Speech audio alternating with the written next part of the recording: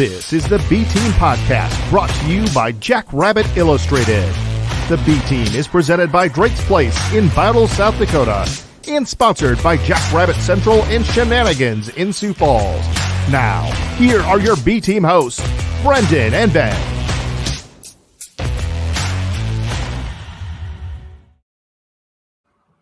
Ladies and gentlemen, welcome into a playoff victory edition of the B-Team Podcast, proudly brought to you by our title sponsors, Drake's Place in Cottonwood Coffee Bistro in Brookings, South Dakota. Drake's Place is obviously in Bowdle, as we've talked about their phenomenal food multiple times on here.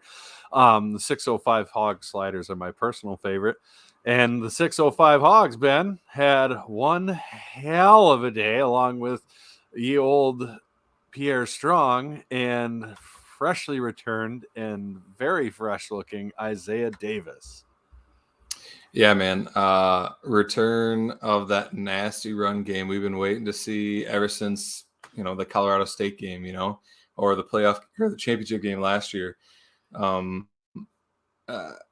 since Isaiah Davis got hurt, it's kind of been like we're waiting for this. Like, we know how dominant of a team this can be with both of those healthy backs, and they showed it.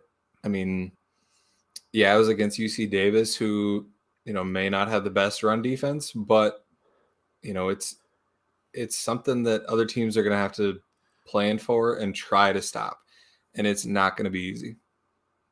Yeah, no, absolutely. And hello, what's up? Good evening, everybody. Thanks for listening. Jim, Patrick, everybody commenting. Thanks for tuning in. But like you said, no, it's not going to be easy.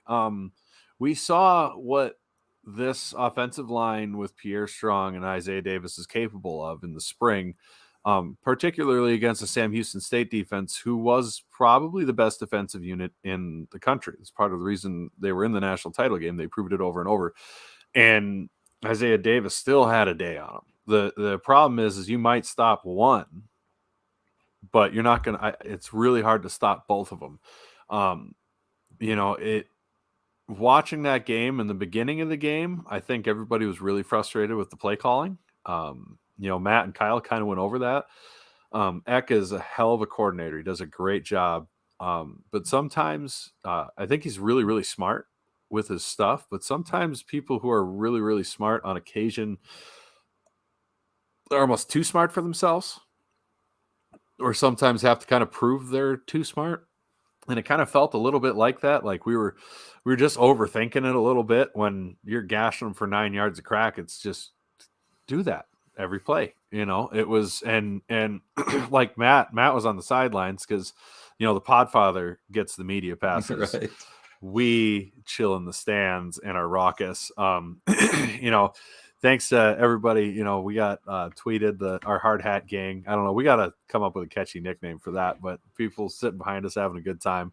But yeah, it was uncomfortable in the early part of the game. People were pissed, and, I'm not going to say they were wrong to be angry. I'm really not. And I promise you, the Hogs were not thrilled either. When you're gashing a team like that and you're an offensive lineman, that's all you want to do. Like, that's the most fun in the world, because first off, you don't average 9 yards a carry and rush for 400 and some yards without having ridiculous movement at the line of scrimmage. It was, there's some plays on occasion where, like, Pierre's just that good and makes a play work. Like, that wasn't necessary this game. We were getting 7 yards where it was one of those run plays. If you were at an angle, it looked like he ran onto our offensive line and he'd get tackled, and it'd be a 7-yard gain. Like, if you're getting that much push, just do it. Just do it over and over. And that needs to be the game plan going into Sac-State. Yeah. Like Terry says, run the damn ball. Yeah, I mean, that's the difference, is when you can have the success that they had running the ball up the middle, when we're getting 7-8 yards of pop up the middle, and they have to just commit everything they've got just to stop the middle run.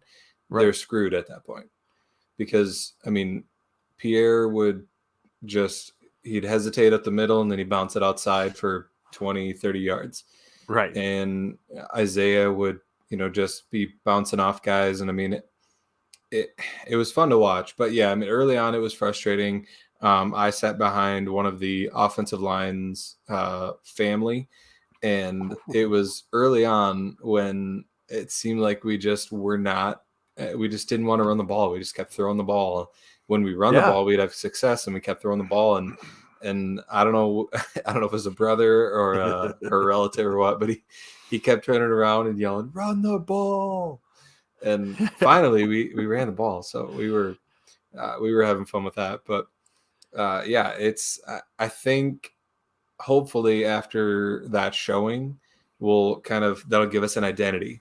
Because I think, we've been kind of searching for that all year, really. I mean, it's like, we've had some offensive success, but that was the real offensive success was earlier in the year. We kind of have been struggling and floundering a bit. Earlier in the year, we were doing like 40 plus points a game. And then since then, it's just kind of been like, who are we? We try to hit a deep ball every now and then, but you can't rely on that. And so, I'm hoping that we found our identity now and we can be that going forward in the playoffs.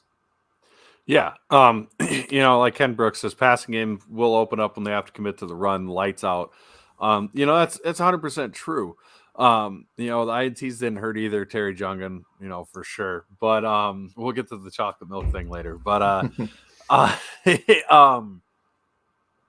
when the games that we felt like we had the identity are the games where we were rolling. It's like when we get caught in this. It kind of even happened in the UND game in the spring, right? We fell in love with the pass a little bit. I do feel like Chris is really at his most dangerous when we're gashing with the run and they got to play up, and then you can hit one of the Yankee brothers over the top, and he just loves that play. And trying to throw in that wind that's even if that wind's at your back, because it was windy, and even if the wind's at your back, I don't know if people out there have thrown a football with the wind at your back. It's still hard to be accurate because it's blowing that thing away. It's hard, and it's a lot harder to throw into the wind, but it's not like a cakewalk to throw with a heavy wind behind you either. So it was a good day for us to do what we did. We finally started running. Sac-State coming up has a good run defense, at least statistically. And after you rush for 400 plus yards in a game, they're going to do everything they physically can to try to stop us from running the ball. So I could see us having to pass a little bit to loosen them up a little. But on the same token, I think everyone wearing a blue and yellow hat, jersey, shirt, whatever, socks, is going to want us to try to establish the run right away. Because if we're able to do that and they can't do anything, man, it is brutal. Yeah, and like you said, and Jim mentioned there, the wind affecting the ball and the field goal attempts. And yeah, like you said, there were a couple pass attempts that Oladokin made good throws, but the wind just pushed them and sailed them. And it's so hard to compensate for. So you can't blame him too much there. But yeah, I mean, we've started the show with almost 10 minutes of offensive talk, because I think that we've been wanting this forever. Even when we were winning games, we were like, this isn't good. Like, we know it's not sustainable. You can't just rely on the deep ball all the time. And it came to fruition. We lost 3 games because we couldn't sustain drives and salt away games. Now that we have this, it's different.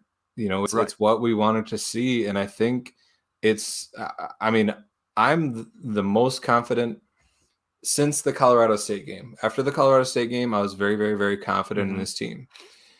Since then, this is the most confident I've been in this team, because it feels like we have that identity on offense. Now shifting over to the defense, yeah, I mean, they're playing well too. And I think that I'm hoping what we saw is a little bit of our defensive backfield growing up and, having that experience that we were young, especially when we had some injuries there. some young guys were pushed onto the field before they maybe were comfortable with it, and they've got a lot of games under their belt now. And so I'm hoping that we see some maturity and some better play out of the defensive backfield. Because if anything, that's one thing where we've been susceptible, I think, is to the pass. But I mean, they played pretty well in this one. Yeah, they played really really well. With I don't 6 interceptions is incredible. I think we can all agree some of that was created by pass rush. Oh yeah. Their quarterback just not being that accurate, having to throw in the wind, having to press to try to come back. I don't think you can really comfortably say that, yes, we made all 6 of those picks necessarily happen. And I'm not trying to take anything away from what our defense did. They played well. They got put in bad spots. That muff punt, which was the weirdest goddamn muff punt I've ever seen in my life. Like it. And that wind's tough to catch in because when they subbed Feldkamp out, put in Davis, like Davis almost dropped his. So it was, in our stadium, the wind does crazy stuff. So I get it. That was tough. But that was just so weird because it hit him in the hands and it looked like he handed the ball to him because he was trying to go quick recover. It looked like he handed it, which was the weirdest thing. Like catching it on the way by. It was weird. Patrick asked, did Hastings or Rodriguez play more? Hastings started the game out. He had maybe 1 interception or 2, and then Rodriguez came out after him to try to spark him, and it worked for about a drive. They scored a touchdown there. But overall, the defense, they played real well. They played solid. But we're gonna have to step it up a notch because one of the things is I try not to get too overconfident. That's the most cliche fan saying in the world is I try not to get too overconfident with the wins because I'm special or something. But it is a Thanksgiving Day weekend game. So opening round, you're not playing the seeded teams. Every game's going to get tougher as we go on. So if now say we do that to Sac-State and Villanova or win by 2 scores over both of those, I will be as confident or more confident than we were after the Colorado State game. I think there's a real potential here that now that we're in the playoffs, there used to always be the talk about that team up north, how they have just had another gear when the playoffs hit. And I'm wondering if that's what we got going on right now, where this team, because I think the team themselves would agree they shouldn't have lost USD, they shouldn't have lost any of those games, and a lot of that is mental, right? I mean, it's not like that, a lot of it's mental. It just is what it is, So hopefully we've hit that playoff gear here and got everything rolling forward, and they continue it throughout the playoffs because.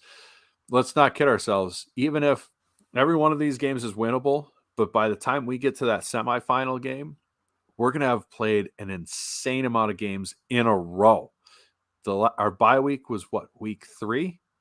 Yeah, I think so. So that's going to be north of 12 to 15 games in a row that we'll have played. Not 15. Yeah, well, no. They're all, around 12-ish games in a row if you hit the semifinals, and it's going to be a bunch of long road trips there. So they're going to need that focus. Yeah, and you talk about the number of games, and I think we saw that a little bit in guys would mention, is it a physical thing from playing too many games in the spring? I don't think it was a necessarily physical thing. I think they're young enough guys where they bounce back quickly.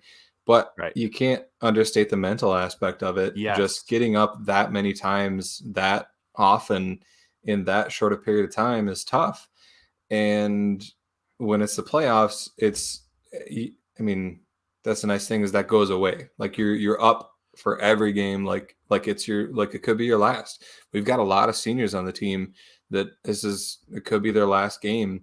And they want to go out good, and all the other guys on the team want to send them out good. and nobody wants this to be their last game. So that mental thing that, could have affected us regular season is gone now.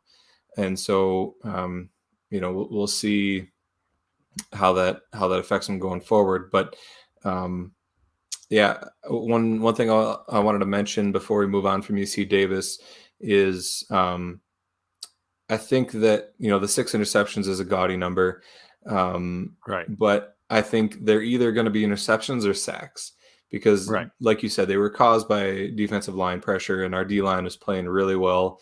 They were in that guy's face the whole game, and so yeah, I mean, credit to the whole defensive unit, I guess, for putting them in bad spots and making them make a decision between a sack or a potential interception. So hopefully we'll see that continue too, because when our D line plays with their hair on fire and they rotate those 8 guys in and out, they're hard to stop too. Right. I think you made a great point on the mental part about the strain of the spring season and fall season here with the mental strain, because it wasn't like it was just the spring season. It was a national championship game run. So you've got all the mental stress of trying to be the number 1 seed and all that pressure, and then all the mental stress of playoffs, and then the national title game, and then the big emotional letdown, and it keeps going. It's anybody can burn out without a proper rest period in there. So yeah, I think I really think you're onto something with that. I think if our lines can control play like they did, which is, I mean, the most brain dead, easy, obvious thing to say about football. But if our lines control the play like they did last game throughout the playoffs, we're going to the national title. Like, that will happen. You don't control the line of scrimmage like that and not win. It's pretty rare. Yeah. And speaking of potential national title hopes, it's funny how I'll call them casual Jacks fans. They see the 3 losses and they see the no seed, and they're like, oh, this is just going to be another early playoff exit. We're going to have to play all these seeded teams. And then when I tell them, well, actually, we'd probably be favored until the semis, and we're the 4th highest odds, or 4th lowest odds, I guess, to win the national championship, they're like, really?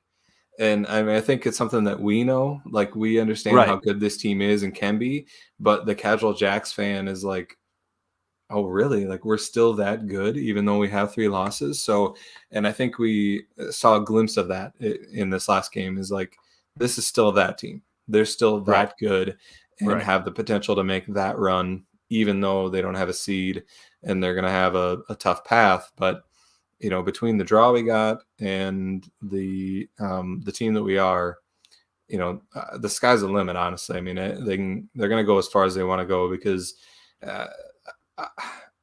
I have, like I said, I'm confident in this team again, and I have confidence against them, or in them, against any team in the country.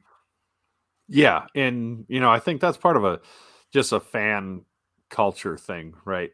That it goes and permeates to the attendance and all that and everything. It's growing the amount of people who understand that, because even ourselves, we were a little bummed and down after the USD game and the UNI game, and it was, oh, we're not getting a seed, we're not this and that and that and the other. But then listening to the guys on the FCS Fans Nation podcast, of which their wonderful network we're a part of,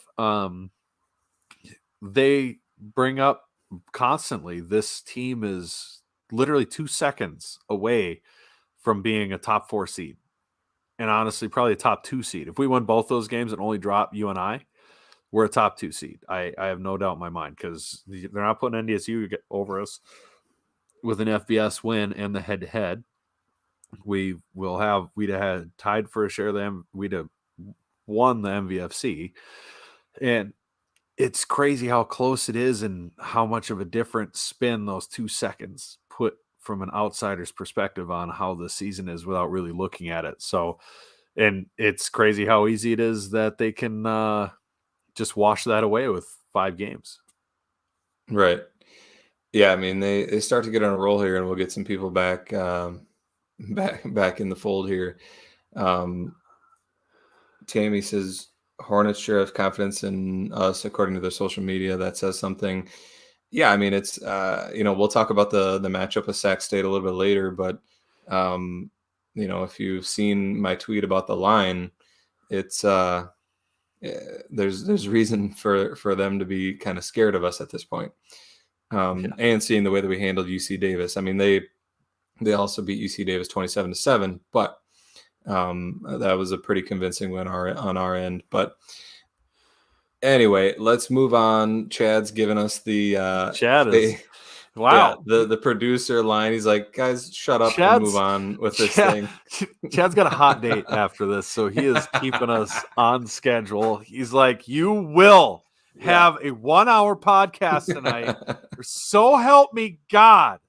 I'm gonna shut you all down. I don't think we've gone. It's because my wife wants me to watch Christmas movies with her. Let's be honest. And we all know the truth. Oh, it's December 1 now. It's Christmas movie time. Yeah, one a day for 25 days. So hey, Sam's the reason for that. Is Sam Ariel? You're watching. Is Sam the reason we're doing that this month? Is she the one? Ariel who did that? asked for Sam's list. Just FYI.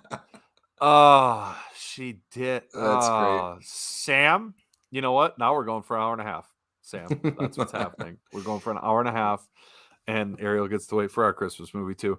But since we're doing comments and stuff, Patrick asked earlier, if you have not watched the show, you're tuning in through the YouTube on FCS Fans Nation or whatever. Chocolate milk is my thing. Milk is my thing. Grew up in Wisconsin, big fan of it. Chocolate milk has also tended to be our good luck charm last year, and then when I stopped drinking it during these podcasts, we kind of had a bad run. And yes, that is a whole quart jar. I do drink milk by the quart and go through about 4 gallons a week myself. So there's the backstory for everybody. It used to be a big thing with Matt, the podfather. What's Brendan drinking? Brendan's drinking chocolate milk. So we need to angle for like a Nesquik. Yeah, maybe Baby Bell cheese or like Dimmick or like Land a local Lakes. Yeah, local milk or chocolate milk deal. Yeah. Get to work on that, Matt. Do you have any idea how much that would save me? Do you know how expensive milk is when you buy 4 gallons a week? Yeah. I'm drinking enough of a family of 6. Jesus. We have trouble. Okay. I have 2 kids and we have trouble drinking a gallon a week. How do you know? So is this now the milk podcast, or is this the Well, see what happens when you try to rush us along, then we wander and it gets worse. Now it's worse. Now we're going way off the rails now, Chad. Right. By Speaking the way, off the rails, whole milk or nothing. Oh my God, you're a whole milk guy? Yes, because I'm an adult and I don't. You know what? There's 2 things in life I hate: liars and skim milk, which is just water lying about being milk. Nobody said you had to have skim milk. There are options. Just as bad. There are options between skim and whole. Yeah, there's real milk, and then there's taking the milk out of the milk options. You can even you can drink 4% milk, and that's heavy. There is no where are you buying 4% milk? I think they have it at the grocery store in Del Rapids. No, they don't. Or is that cottage cheese? I have never seen 4% milk. Is that cottage cheese? Skim milk, 4% milk, 2%, and whole milk. That's it. You know how Ben gets his 4% milk? 4%. And vitamin D milk. 2 jugs of 2% and pours them into the same cup, and he's like, 4% because addition. I'm an engineer. 2 plus 2 equals 4. There's vitamin D milk too. I was thinking of cottage cheese for sure. There's 4% cottage cheese, which is good. I'm going to drink some cottage cheese next. Stay tuned for our next episode of What Will He Drink Next? Yeah. Dustin says R.I.P. Brennan's intestines in 5 years. I love it. People have told me that for years. I used to walk around, I'm not kidding you, when I was in high school and I was eating to try to gain weight, I would have a full block of cheese in my pocket throughout the day that I ate. I swear to God. And so I've never understood when people are like, "You cheese get you blocked up." Like, what does that mean? You're just eating rotten cheese by the end of the day because it's in your pocket all day? No. First what kind of cheese was it? That's also in the winter. Yeah, I Sharp hope cheddar. is in the winter. All year. Okay, and that's gross. All year round. Yeah.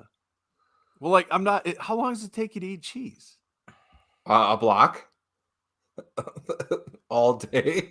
It doesn't take that long. A whole block. Yeah. Jordan with the facts. Whole milk is 3.5%. Is that true? I don't know. I don't know what buy is it and straight I off the drink cow it. teat. If it is, I mean, if- drank it off the cow teat before. if it is 3.5%, doesn't that make you feel stupid for like downplaying 2% that much when it's only 1.5% away? No, it doesn't, because I have taste buds and culture and class. No. This pod is as off the rails. Only- as believe. Nobody Only- called me Stinky goodness Cheese Kid sake. because Only- I worked like only with one babies other and- guy. Babies and tiny children need whole milk. Nobody else needs it. No, I'm a growing boy. You know what? You When are you have not a growing osteoporosis boy. when you're older and I don't, then who's going to be laughing? This guy, because I'm going to be able to walk. All right. Let's move on from this train wreck of a show. All right, we've got That's some quality content. All right, we do have some good content here. We do. Last week, Brendan set a record. Oh, do we have we're bringing this up again? You had two wins. We're bringing it up because you tried to play it off in a tweet like we did poorly in our picks. Oh, 2-7's doing well in your picks? It's not good, but it's not as bad as 0-9. That's doing poorly by You're any not gonna definition. drag If me you down. do 2-7 in anything outside of baseball, that is doing poorly. You're not going to drag me down with you. You went Yes, 0-9. I am. You need to own it. All right. Anyway, this week, Brendan rebounded. He went 5-3. Everybody golf clap for Brendan. He went over 500 for the first time in a while. But I tell you what I did.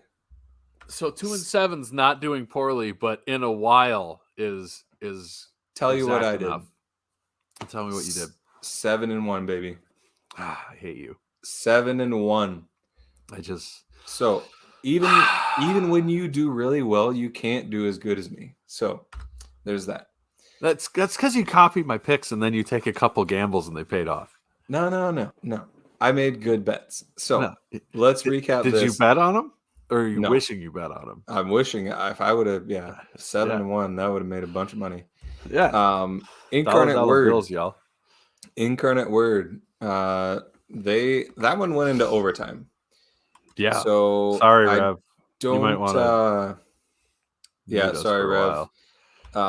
He's watching too. So we did pick. I picked Incarnate Word in that one. You picked Stephen F. Austin. So I'll give you that. We went to overtime. It went my way. So there's one that it would have been even had it gone your way. Incarnate Word went at overtime, covered. It won by a touchdown. Missouri State, they lost. Way to represent the Missouri Valley. Right. Missouri State. That comment, I love it. Dustin says, congrats on mediocrity, Brennan. You're the Illinois State of picks. Yes. He is. Does that mean I have to shave the beard and keep the stash? You're the stash. You're now pickers. The stash of picks.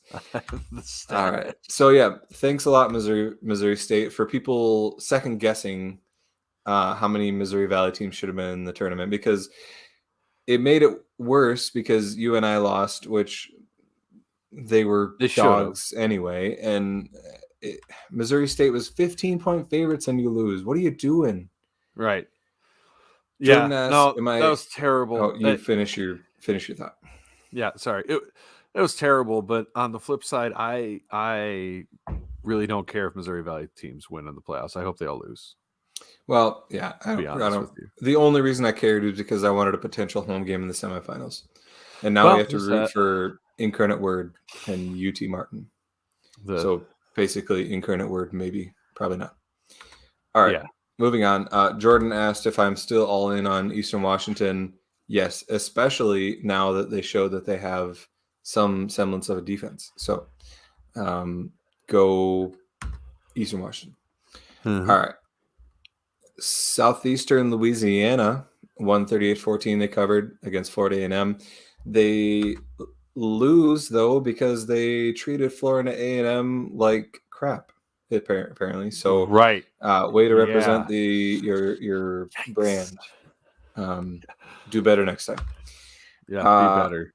Eastern Washington covered won against UNI 19-7. Kennesaw State whooped Davidson and covered. And USD first home game in how many years? 30, 35, 36, 36. 36 years.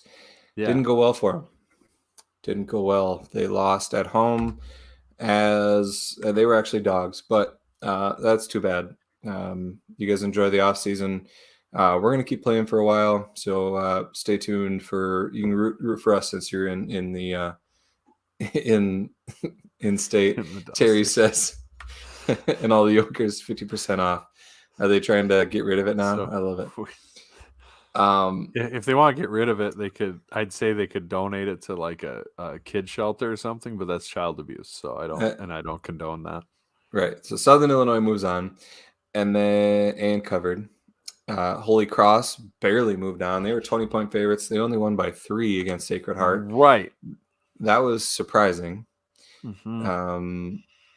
Some guy on Twitter, I hope he's listening right now because he wants to bet on Holy Cross to win the championship. Which can I bet against him? I will take your bet right now. Like I think he was saying just because the odds were so long, but man, that is not going to happen. Yeah. I mean, what's worse, buying a handful of scratchers or just putting $100 on Holy Cross? I don't know. You're better off with scratchers at this point, I think.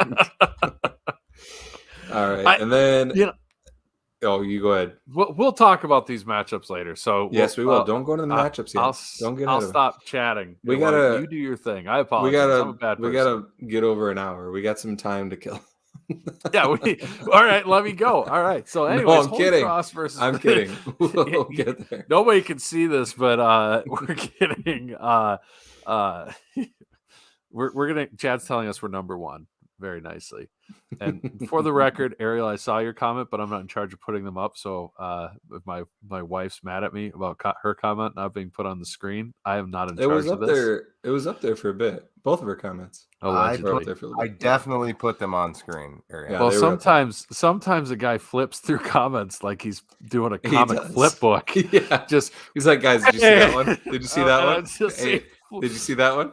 I hope nobody watching has epilepsy because the comments might pop. Well, you don't have to read every comment we put on screen. I mean, well, I'd like to read it with my eyes. All right. Thank you, Chad. You do a great job. No, he does. Chad's awesome. Lastly, but it is fun to give him crap. Lastly, SDSU obviously beat UC Davis handily and covered the 17-point spread. A lot of people thought it was too big, but won by 32. So prove those people wrong. And put up a 50 butter. Got back into the 50 butter range. Shout out Culvers. 50 butter for the butter burger. All right. So again, I went 7-1. Brendan went 5-3. He's 4 picks behind now. There's basically no hope for him at this point. Chad has on the screen. I don't know if my screen's messed up. It probably is. I can't see the bracket very well, but can you? No, I mean, I could make it bigger and be able to read it. I'd have to make my screen bigger. Okay. No, I can. Do we want to go into next week's matchups? This is why we probably should have pre-production meetings. Well, gets here too. We tried to have one. You got here 2 minutes before the show started. Whatever. We tried to have a pre-production meeting. If you'd stop canoodling with Rachel before and show. All we had was Brendan clicking his ring light on and off to show it off. Yeah. Who's jealous? Hey, Sean, eat your heart out, Sean Anderson. He can't see you right now. You're not on the screen. Oh, God, I'm not. You know what? Whatever. I'm not. Oh, my God. Chad completely hit us. I haven't seen this. Well I didn't even know he could do this. Get rid of us completely. This is magic. Look at the magic of technology, everybody. What were we talking about? Oh, wow. It's even more magical. There we go. There's your ring light. Now I feel like a streamer. All right. Don't forget to donate to our Patreon. Yeah. Slap the bell. Anyway. Just a little flap and tickle. No. That's too far. All right. This is digressed to a point. We cannot go down that road, This is Brendan. devolving. I can't allow that to happen. I'm getting a call from This is why I love our 9 o'clock recording time. This stuff happens. Yeah, this is late night recording. And now with Late Night with Ben and Brendan. All right. So on where do we want to start? Let's start with the top right. The NDSU quarter of the bracket, quadrant, as they say. They've got an interesting game coming up against Southern Illinois. Yes. Of the teams in their quadrant, Southern Illinois, in my opinion, is the only one that's going to give them an actual fight. I think Southern Illinois has got a chance in this one.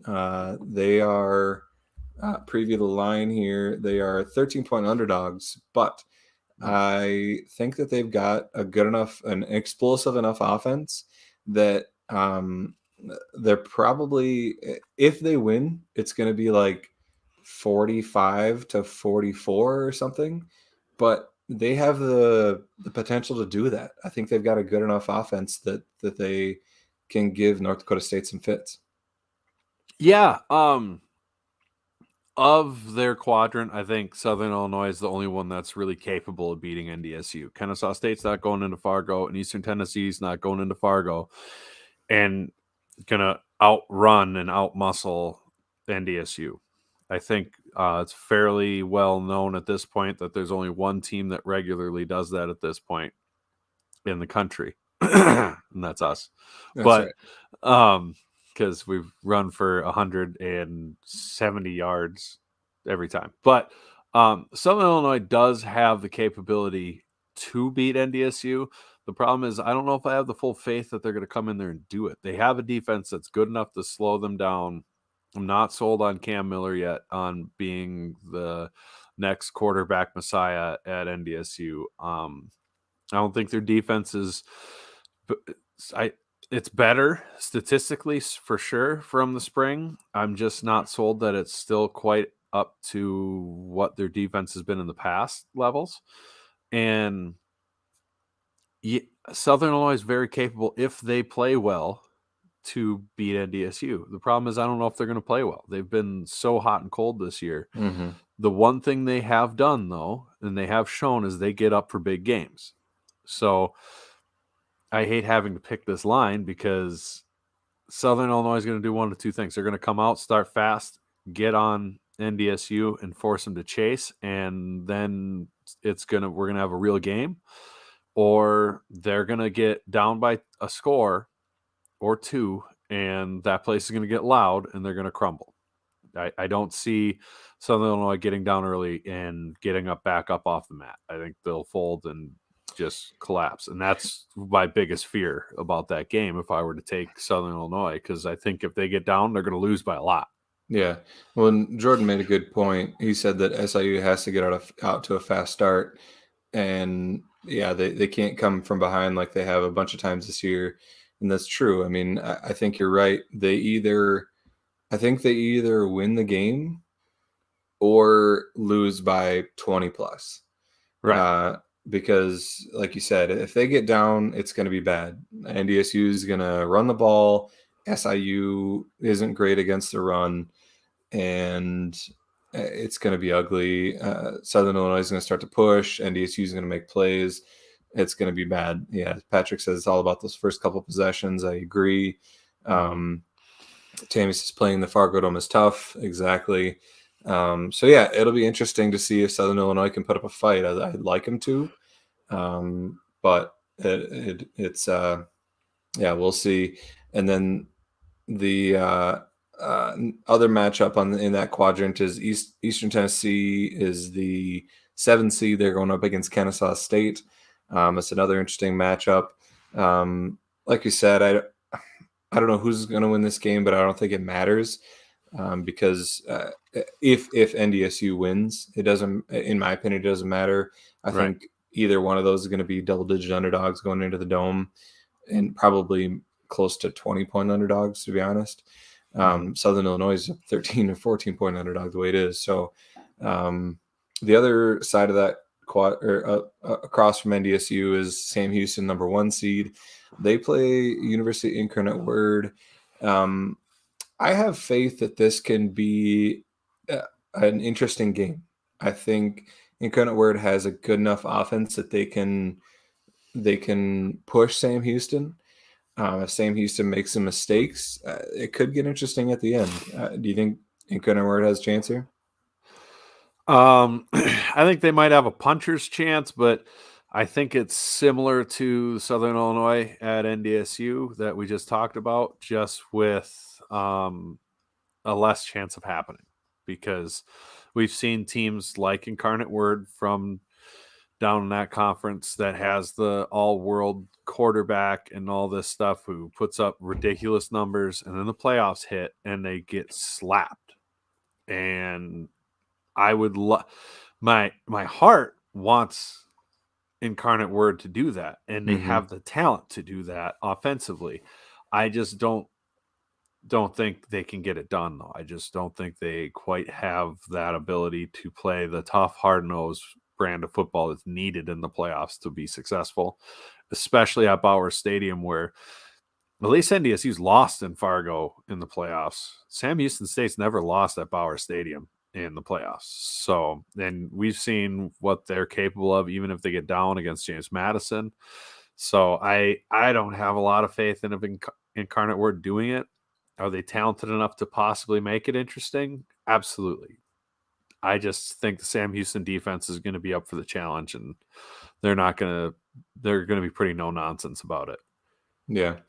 The other part of that bracket is Montana State, the 8th seed, takes on UT Martin, who, like we said, upset Missouri State, which was very surprising.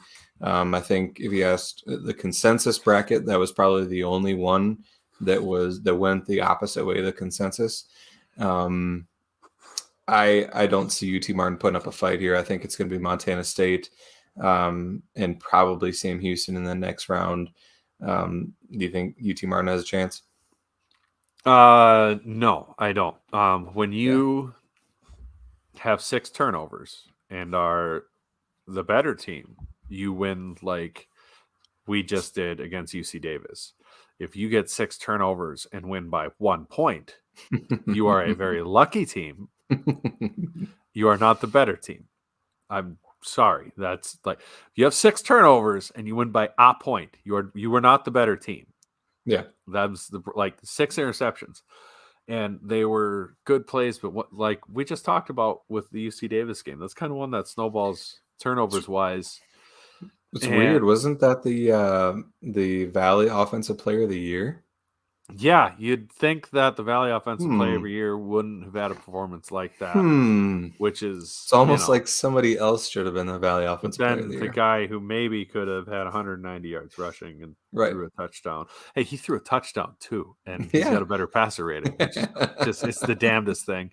Not that we're bitter or butthurt. I just think it's ridiculous that Bobby Petrino makes that team good for 5 seconds, and that must mean their quarterback's the best in the best player in the league, which is just absolutely... Christian Watson should have been picked over him. It's stupid. It was an out of left field pick, that's for sure. And then if anybody saw the highlights of that game, Missouri State was driving down to tie the game with like 3 minutes left, and then they threw an interception, and they got the ball back, and they're driving back down with like a minute left, and he threw another interception. Just and those couldn't were handle 5 and 6 on the day. Couldn't handle that Missouri Valley Award pressure. Right. Well, like I said, if you get 6 turnovers and you win by 1 point, the other team's probably in a different class, and you managed to squeak out a win. Good for UT Martin, but they're not traveling to Missouri State and then traveling out to Bozeman and getting a win. As Patrick says, if Montana State takes care of the ball, they're going to win going away. You know. Patrick also says Montana State's like a great value SDSU. I I don't hate that. I'm not mad about it. That's funny as hell. It was funny. Oh my god. I I'm love proud of it. you, Patrick. I'm gonna have to send that. I'm gonna screenshot that. My cousin, who's he's from Brandon, South Dakota, but he went to Montana State and he was at the SDSU game because he was in town for Thanksgiving. They came up to the game, and so I'm kind of hoping Montana State, we meet them in the semis because then we all go to Bozeman together. But that'd be fun. yeah, he would eat that comment up. I love it. Yeah, Seth says Montana State's going to dominate more than the score will look, something like 20 to 10. Which has been their MO all year. Yeah, I mean, they just don't have the offense to score more than 20 points, to be honest. It's true. It's not great like value. Their offense brings great value. What do you say? All right, let's go to the James Madison part of the bracket. They play Southeastern Louisiana. Again, this is one of those, like you said, a Southern team that's got a good quarterback that can throw the ball really well, and they're coming up against a really, really good defense. And the question is, can they keep their offense rolling, or are they going to get shut down? And I think they probably get shut down. I don't think they're going to get past JMU. Yeah, we've seen this song and dance happen before at JMU, specifically with Southeastern Louisiana today of the past, which was Sam Houston back when they were known as Soft Houston. Very true. Jeremiah Briscoe comes in. He was the defending. Oh, weird. It's almost identical situations. He had ludicrous stats. He was the defending Peyton Award winner. He won the Peyton Award again that year because he had ludicrous stats against Southland teams. And then they went in there and they got beat like a dog that got caught eating a baby. Like they walloped them. And it was great because Sam Houston's fans are so loud. Right. Like Southeastern Louisiana is probably going to get beat like that too, but it won't be as fun because they don't have the obnoxious fans that Sam Houston does. It'll be fun because of what they did to the FAMU fans. I'll get some exactly out true. Of that. Like, so thank you for bringing extra enjoyment. There was a rebuttal in the Fargo forum on that, by the way. I don't know if you caught that. A rebuttal on the what actually transpired there.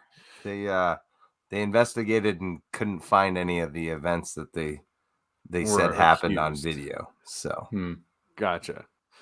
Well, anyways, that being said, I don't have to like Southeastern Louisiana. I can just dislike them because I want to too.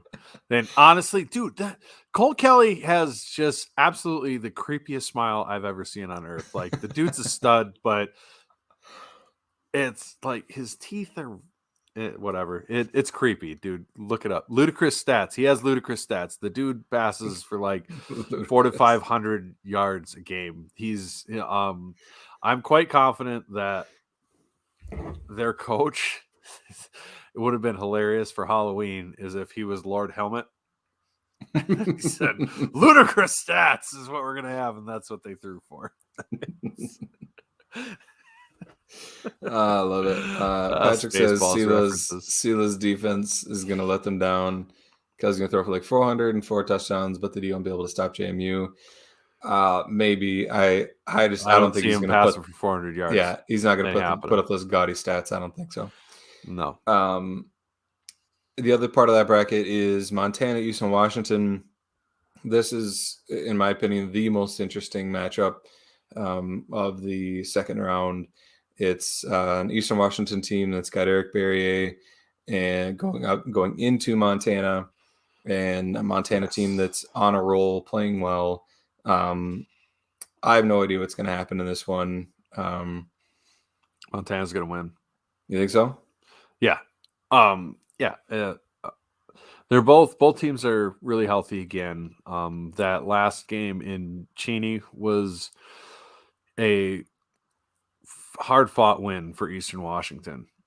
You know, if you watch that game, but I think in Montana, it's a different story. Both of those teams, their home field advantage is worth way more than 3 points. Like Eastern doesn't lose on the Inferno, and Montana doesn't really lose in Montana in Wagris. And I think that's kind of the deciding factor between these teams. If it was a neutral field, I probably take Eastern, but Eastern's offense hasn't been producing like it was ever since their offensive coordinator quit or fired or was resigned or whatever. They just haven't been putting up those numbers. So I'm going to go. I think the Grizzlies are going to win this one. Are we going to pick against the spread? Or are we doing a different format today? We're kind of previewing the matchups, and then we'll quickly go through spread picks. So you know how nervous Chad is right now that there's he's 9 minutes left. Oh yeah, he's like, he's sweating. I can't see his face, but I can. I know sure he's sweating right now. All right, and then we'll move to our part of the bracket. So you got Villanova faces Holy Cross. We don't have to preview that one much. I think Villanova is going to roll Holy Cross. Yeah, we'll move on from that one. And then we've got our big matchup. We go to Sacramento State, number 4 seed. And we will talk about that as we're making picks. So let's roll into picks, Chad. Let's get into it. Just for you, Chad. The Fade Brendan Get Rich pick segment brought to you by Shenanigans. Thank you, Shenanigans, for being a sponsor. And people, if you're in Sioux Falls this weekend and want a cool place to go watch the game, go to Shenanigans. Jackrabbit. It's the Jackrabbit hangout in Sioux Falls. Go check them out. It'll be it's going to be a fun atmosphere there. There's going to be a lot of Jacks fans. Mm-hmm. They'll have the game on the big screen. They'll have the sound going. I know it. I think there's a watch party there. I don't know if I've seen confirmation on that, but the Staters, the Sioux Empire Staters. Yep. Sioux Empire Staters have a watch party there. They always put on good events. So go check that out at Shenanigans. So yeah, let's get into the picks here. We'll start off with we started off with Kennesaw State going to Eastern Tennessee. The number 7 seed is only a 2-point home dog or 2-point home favorite. I'm going to take the underdog in this one, though. I'll take Kennesaw State to go into Eastern Tennessee and beat them. I'm going to take Eastern Tennessee at home. I'm just not a believer in Kennesaw State this year. They haven't impressed me at all. Could they win? Absolutely. But I'm going to take the home favorites in that one. Eastern Tennessee with the second best running back duo in the FCS? Yeah, second best. I'm a big believer in the second best running back duo. Yeah. Jamie Williams. All right. And then we've got Southern Illinois going to NDSU. NDSU is a 13-point favorite. This one's tough because, like I said, either Southern Illinois wins. It might be like, if you're looking for betting advice, it wouldn't be a bad idea to bet the NDSU spread and hedge it with bet the SIU money line, which is probably like plus 300 or something like that, and hedge it with the NDSU spread, because I don't think it's going to end up anywhere in between there. And so that's a good call. This is the hard hitting advice people are here for. Also, if anybody paid attention to our picks this year, you actually probably want to take our advice, because we have to pick all these. And if we bet only the games we like, we'd probably have a ludicrous average. Yes. Ludicrous. Word of the show. Ludicrous. Twice. Luda. All right. So I'm going to go with Southern Illinois covering the spread. I like getting 13 points because I think they have a chance to win the game. I would love to see them win the game. I'll take SIU plus 13. Sorry, I was distracted by Chad's wonderful wife flipping me off. We're gonna go ahead and take. She's Brian Kelly does. I'm gonna take.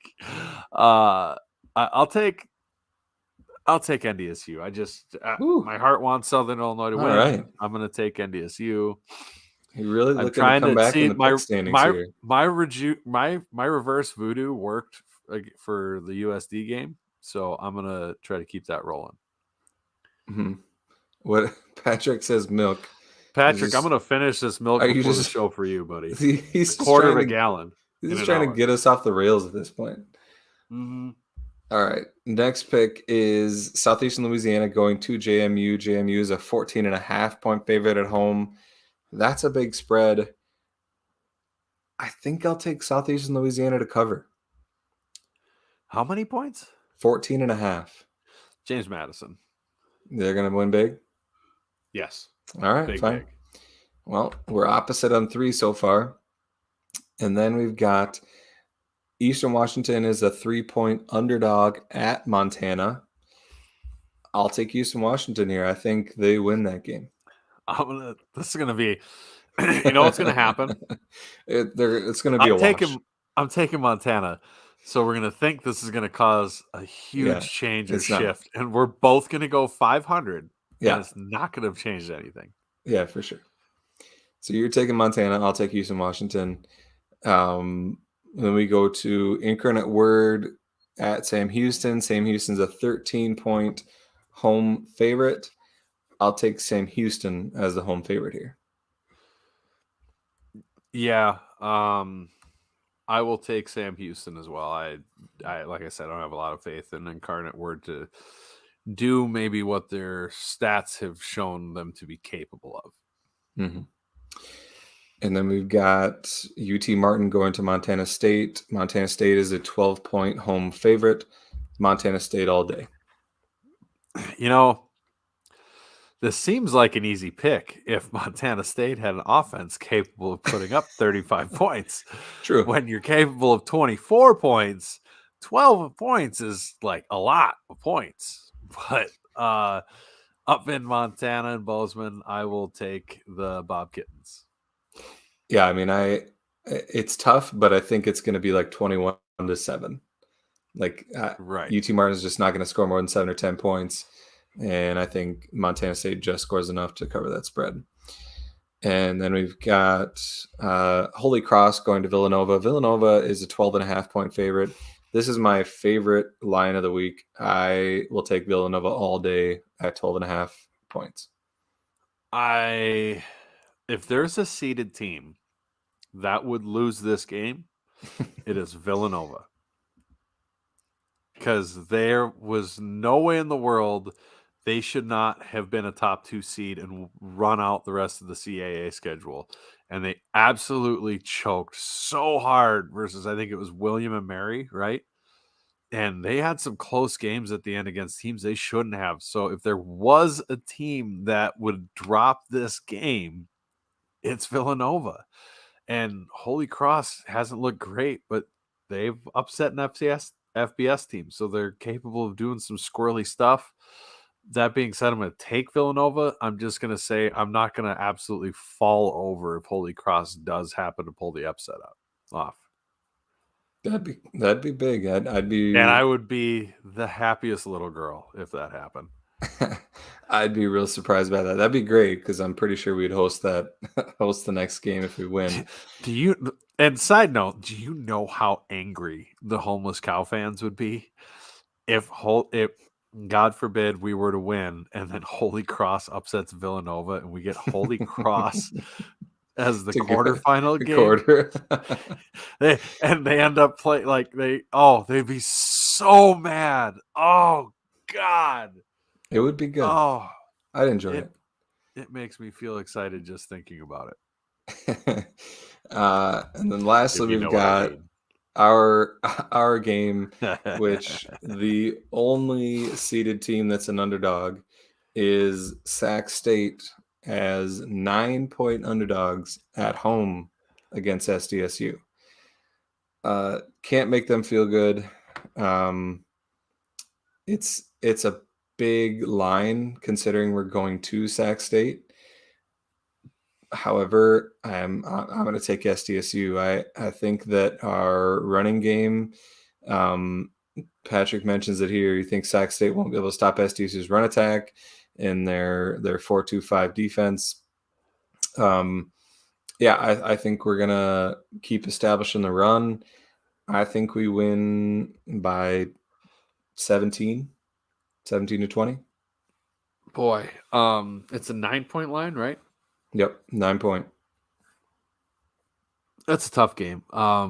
Sac-State with how the Big Sky schedule played out and how they performed earlier in the year, is kind of a team that if you just look at their results and things like that, you'd think that we should be able to really have a lot of success against this team. But then again, if you look at like their scoring offense and their total deep and their scoring defense stats nationally, you would think that this is going to be a really tough game. So I'm kind of torn on this. I want to think, because the UC Davis game, that we're going to just blow them out of the water and have a comfortable win. But on the same token, we're flying all the way to California.